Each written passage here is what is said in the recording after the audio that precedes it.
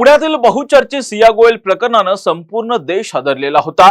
सिया गोयल हिने तिचा होणारा पती केतन अग्रवाल याला 400 फूट खोल दरीमध्ये ढकलून दिलं आणि यामध्ये केतन अग्रवालचा जागीच मृत्यू झाला। या प्रकरणामध्ये सिया गोयल आणि तिचा प्रियकर सध्या पोलिसांच्या ताब्यात आहे। पण आता कल्याणमध्ये जे घडले ते यापेक्षाही अतिशय भयंकर, अतिशय क्रूर आणि थरकाप उडवणारं प्रकरण आहे।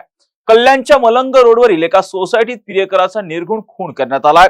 डोक्यावर धारदार शस्त्राने वार करण्यात आले आणि मृतदेह पोत्यात कोंबून बाथरूम मध्ये लपवला गेला आणि पुरावे नष्ट करण्यासाठी तब्बल 24 तास बाथरूमचा नळ चालूच ठेवण्यात आलेला आहे। पाहूया ते संपूर्ण हदरवणारं प्रकरण नेमकं काय या व्हिडिओच्या माध्यमातून। नमस्कार, मी राजरत्न जोधळे आणि तुम्ही पाहताय टॉप न्यूज मराठी। कल्याण पूर्व भागातील नीलकंठ सोसायटी 2.5 महिन्यांपासून सर्व काही सुरळीत सुरू होतं, पण अचानक फ्लॅट क्रमांक 104 मधून बाहेर पॅसेज मध्ये पाणी वाहू लागलं। सुरुवातीला हा साधा पाण्याचा लिकेज आहे असं वाटलं, हा प्रकार पाण्याच्या लिकेजेसचा आहे असं वाटलं, पण जेव्हा 24 तासांहून अधिक वेळ पाणी थांबलं नाही तेव्हा रहिवाशांनी घरमालक अजय पाटील यांच्याशी संपर्क साधला।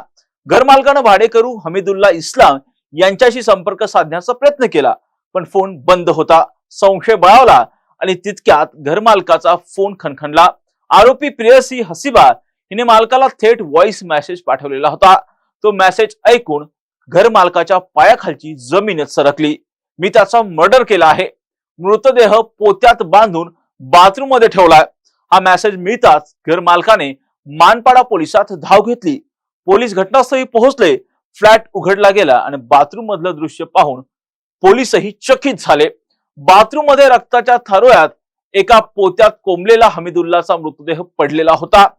त्याहून भयंकर गोष्ट म्हणजे डोक्यावर धारधार शस्त्रानं वार केलेले होते।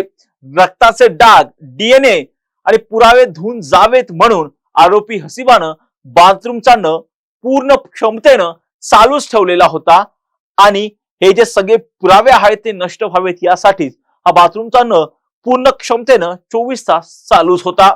हत्या केल्यानंतर आरोपी हसीबा थेटपणे कोलकात्याला फरार झाली। प्रेमसंबंध, व्यक्तिगत वाद की यामागे आणखी काही भयंकर काळं बेगडं आहे याचा तपास सध्या मानपाडा पोलीस करतायत। या प्रकरणामध्ये मानपाडा पोलिसांनी हत्येचा गुन्हा दाखल केलेला असून आरोपीच्या मुसक्या आवळण्यासाठी पोलिसांनी 3 विशेष पथकं आता कोलकात्याला देखील पाठवलेली आहेत। पुरावे मिटवण्यासाठी 24 तास न सुरू ठेवणं असो व हत्या करून कोलकात्याला शांतपणे पळून जाणं असो, आरोपी हसीबाचा हा प्लॅन थरकाप उडवणारा आहे। पण कायद्यापासून ती जास्त वेळ दूर पळू शकणार नाहीये। सध्या पोलिसांची पथकं तिच्या शोधासाठी कोलकात्याला रवाना झालेली आहेत।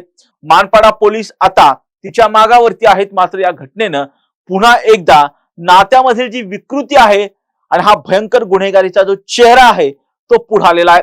या प्रकरणामधली जी प्रेयसी आहे तिला पोलीस कधी ताब्यात घेतात आणि तिच्या चौकशीमधून या हत्येचं खरं कारण काय हे कधी उघडकीस होतं हे पाहणं आता महत्त्वाचं असणार आहे।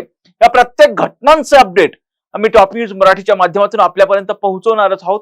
यासाठीच तुम्ही पाहत राहा टॉप न्यूज मराठी, आपला महाराष्ट्र, आपली बातमी।